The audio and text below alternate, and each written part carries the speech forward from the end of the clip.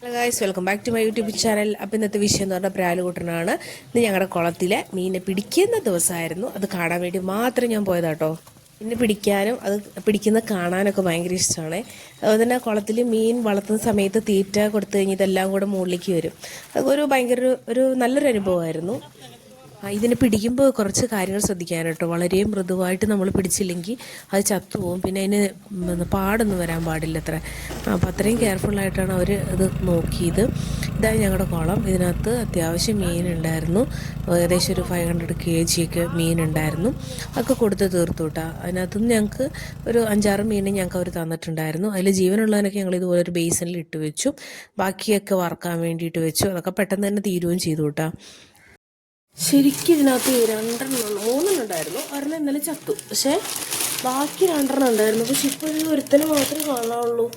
ഒരെണ്ണം ഇവിടെ പോയി എന്നറിയില്ല. അപ്പം ഇനി അവനെ തപ്പി കണ്ടുപിടിക്കണം. എവിടെയാ നോക്കട്ടെ. ഇവിടെ ഒന്നും കാണാനില്ലല്ലോ. നമുക്ക് ആ കവറിൽ നിന്ന് തന്നെ കിട്ടിയായിരുന്നു കേട്ടോ. അപ്പം ഞാനതൊക്കെ വറുത്തു തിന്നു. നല്ല ടേസ്റ്റായിരുന്നു.